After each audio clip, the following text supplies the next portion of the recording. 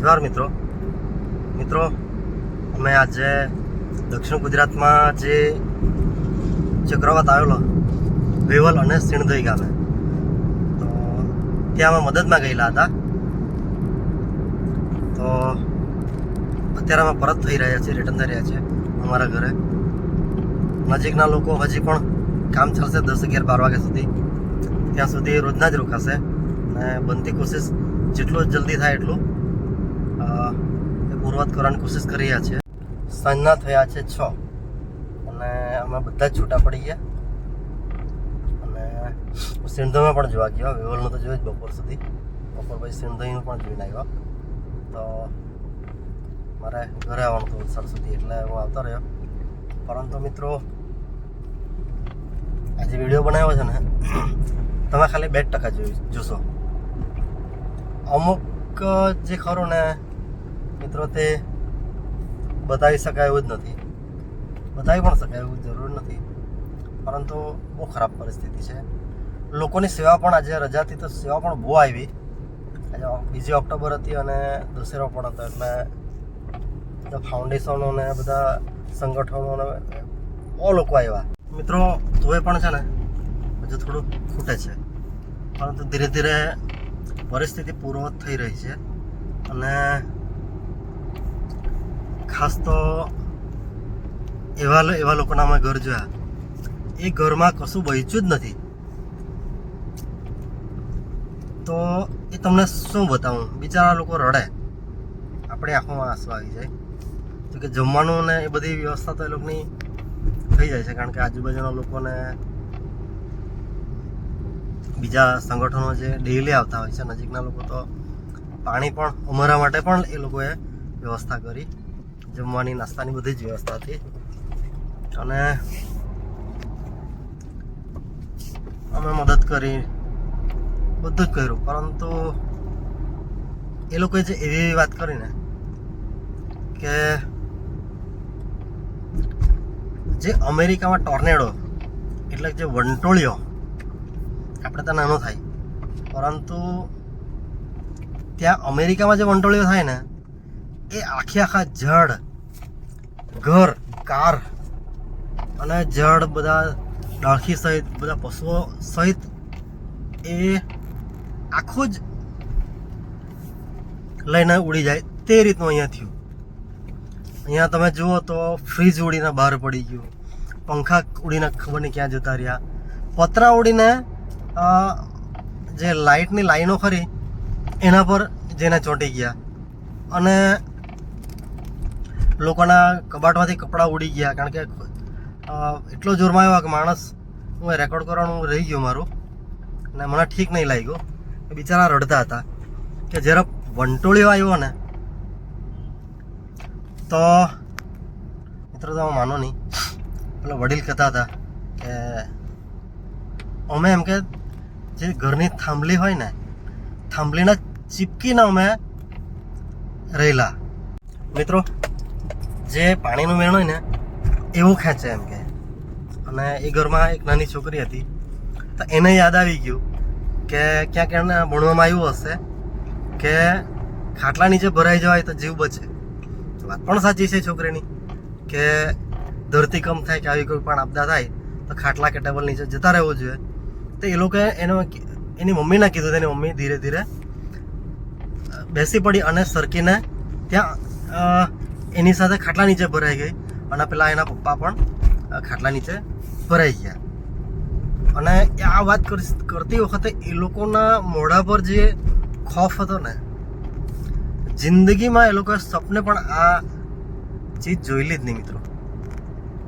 મિત્રો, આ જે લોકોના છે ને, વાત કરીને કોઈના ડોક્યુમેન્ટ જ નથી, બધું ઉડી ગયું. કોઈના કપડાં ઉડી ગયા, કોઈના લગ્નના આલ્બમ ઉડી ગયા. ટૂંકમાં તમને કહું ને, જે વજનમાં હલકી વસ્તુ હોય ને, એટલે ઘરમાંથી બધી જ ગયા. લોકોના ઉડવા પથરવાનું પણ નહીં રહ્યું.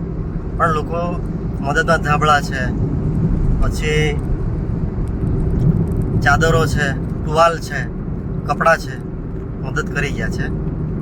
અને હવે પરિસ્થિતિ, હવે પછી એ લોકોના માટે થોડો સમય કપરો રહેશે. કેમ કે હવે વરસાદ ઓછો થાય ને પછી એ લોકોને ખબર પડશે કે મારા ઘરમાં આ વસ્તુ હતી ને હવે આ વસ્તુ મળે જ નહીં. માનો કે કોઈ જમીનના ડોક્યુમેન્ટ, કોઈનું સ્કૂલની સર્ટિફિકેટ, કોઈની કંઈક બચતના સર્ટિફિકેટ હશે, ચેકબુક, પાસબુક. મિત્રો વિચારો, આધાર કાર્ડ, આ બધું, ચૂંટણી કાર્ડ, એ બધું ક્યાંથી લાવશે? પાન કાર્ડ કે પછી કોઈ ઘરેણા,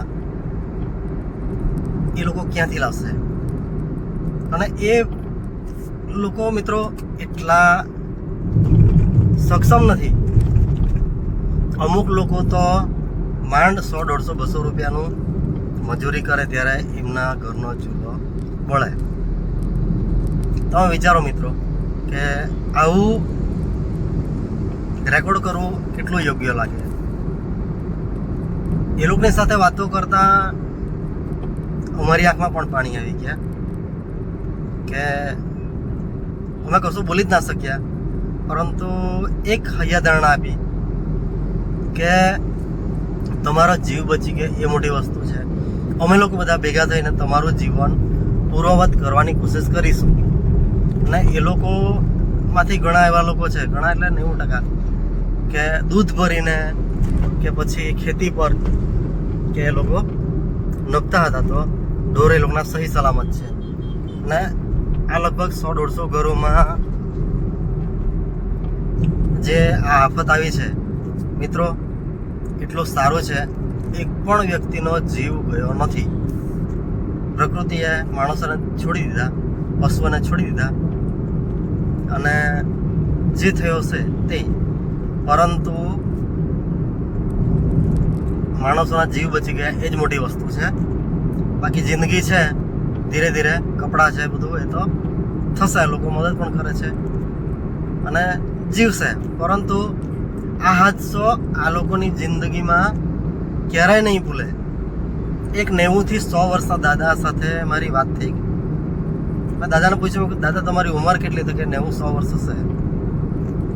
મેં કીધું દાદા તમે આવું તમારી જિંદગીમાં ક્યારે જોયું? કે મને કહે દીકરા આવી વસ્તુ અમે જોવાની તો વાત છોડો, 100 વર્ષમાં અમે કલ્પના પણ નહીં કરી શકીએ કે આવું પણ થાય એમ. અને કાકાનું નસીબ કે એ એના છોકરીના ઘરે એ પરોણા ગયેલા, મહેમાન થઈને ગયેલા. તો મિત્રો એ કાકા કહે કે મને કદાચ હું અહીંયા હોત ને હું બચી જ ના શકત, કારણ કે પવન એ રીતનો હતો કે એ લોકોના ઘેરના 3 તરફના જે કાચી દિવાલ હતી, જે ખપાટા કહેવાય, જે માટી અને લાકડી કે વાંસનું જે સ્ટ્રક્ચર બનાવીને દિવાલ બનાવવામાં આવે છે, તો મિત્રો તે જ ચીજ રહી ગયેલી. બાકીનું એ સિવાયનું અરે એ ચીજ ઉડી ગયેલી. બાકીની પાકી દિવાલ એક જે બનાવેલી હતી તેટલું જ રહી ગયેલું. અને જો માણસ, આપણા જેવા સક્ષમ વ્યવસ્થિત માણસો જો આમાં ખેંચાઈ જતા હોય તો આવા દાદાનું શું થાત? દાદા માંડ ચાલતા હતા. હું હવે પછીનો જે વિડીયો મૂકીશ ને એમાં તમે જોશો કે દાદા સાથે થોડીક વાત કરેલી હતી, તો દાદા પણ ગભરાયેલા અને તરત આવી ગયા કે મારા છોકરાને ત્યાં, અરે મારા ઘરે આવું ઘટના બની છે. તો એની છોકરીને ત્યાંથી તરત એ આવી ગયા કે ચલો મારા ઘરે જવું પડે. પછી સંગઠનો તો પહોંચ્યા જ, પરંતુ સગાવાલા પણ પહોંચી ગયા. કોઈની દીકરી આવીને તાડપત્રી લઈને આવી, કોઈના મામા, કોઈના માસી, કોઈ આ બધા મળીને એ લોકોનાથી જેટલું થાય એટલું એ લોકો પણ કર્યું. કારણ કે ઘરમાં કશું રહ્યું જ ન હોય તો 50 રૂપિયાનું પ્લાસ્ટિક લેવાનું પણ મિત્રો એ અઘરું બની જાય. ઘણા સંગઠનો સવારના ચા આપી જાય, નાસ્તો આપી જાય, બપોરે જમવાનું આપી જાય, બપોરે ચા આપી જાય, સાંજે જમવાનું આપી જાય. પરંતુ જે 3-4 દિવસ ચાલુ વરસાદે આ લોકોએ જે તકલીફ વેઠી તે કલ્પના કરવી અશક્ય. કારણ કે તમે વિચારો, એક ચીજ જોડીને આ ઘેર આખું ઊભું કર્યું હોય. કારણ કે મજૂર વર્ગ તમે વિચારો 50-100 રૂપિયા, એ તો અત્યારનો. એની પહેલાં મજૂરી કેટલી હશે? તેમાં 2-2, 5-5, 10-10, 20-20 રૂપિયા બચાવીને એ લોકોએ આખું ઘર ઊભું કર્યું, કે આવાસ મંજૂર કરાવીને ઘર ઊભું કર્યું હશે. 1-1, 2-2 પતરા લાવીને એ લોકોએ લોકોનું જે ઘર, જે આશિયાના કહેવાય, જે આખું ઊભું કર્યું હશે ને એ લોકોની નજર સામે એ નષ્ટ થાય. તમે વિચાર કરો, એ સમયે જ્યારે વાવાઝોડું પૂરું થયું હશે તો એ લોકોની માનસિક હાલત કેવી થઈ હશે? તમે કલ્પના કરી જુઓ કે તમારું ઘર છે અને તમારું ઘર બળી જાય, કે આવું આ રીતનું નુકસાન થાય, શું હાલત થાય મિત્રો? તો મિત્રો, હવે પછીના વિડીયોમાં હું જે મૂકીશ તો તમે જોજો. વધારે તો નથી રેકોર્ડ કર્યું, કારણ કે બિચારા આ લોકો દુઃખી હોય ને, આપણે ફોન કેમેરા લઈને રેકોર્ડિંગ કરવા લાગી જઈએ, યોગ્ય નહીં લાગે. તો એ થોડુંક હિંમત કરીને મેં બનાવ્યું છે. અમુકમાં બોલાવ્યું છે, અમુકમાં તો બોલવાનું પણ મન નહીં થયું, ખાલી રેકોર્ડ જ કર્યું છે. તો જરા પણ એડિટિંગ કર્યા વગર સીધે જ વિડીયો મૂકીશ. તો મિત્રો, તમને આટલી માહિતી આપવી હતી અને મદદરૂપ થજો. તમે કોઈ પણ સમાજથી બિલોંગ કરતા હોય, જ્યાં તમે આદિવાસી હોય, SC, ST, OBC, કોઈ પણ તમારા સમાજના, પણ આજે આવી પરિસ્થિતિમાં લોકો ધર્મનો ભેદભાવ, લોકો જાતિ ભેદભાવ અને એ બધું જ ભૂલીને મદદ કરવા આવ્યા. મુસલમાનો પણ આવ્યા છે, ક્રિશ્ચિયન સંગઠનો પણ આવ્યા છે, હિન્દુ સંગઠનો પણ આવ્યા છે, આદિવાસી સંગઠનો પણ આવ્યા છે. તો મિત્રો, પેલું કહેવાય ને કે આપણી આવકનો 10મો ભાગ આપણે આપવો જોઈએ. 10મો તો નહીં, વધારે નહીં મિત્રો. 100 રૂપિયા દર મહિને જો આપણે બચાવીએ ને, અને એક અલગ ખાતામાં રાખીએ ને, આવી વસ્તુઓ મદદ કરીએ ને, તો આવા લોકોને મદદ કરી શકીએ. તો ચાલો મિત્રો, આજનો વિડીયો આટલો જ છે. હું આના ભાઈ તરત બીજો વિડીયો મૂકી દઈશ, તો તમે એ વિડીયો તમે જોજો. અને હું એમાં સ્ટીકર લગાવી દઈશ, સ્કેનર. તમે એ સ્કેનરને સમસ્ત આદિવાસી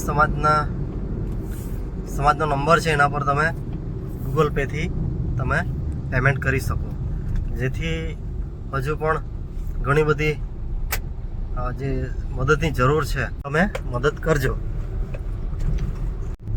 ચાલો મિત્રો, તો હવે પછી મળીએ.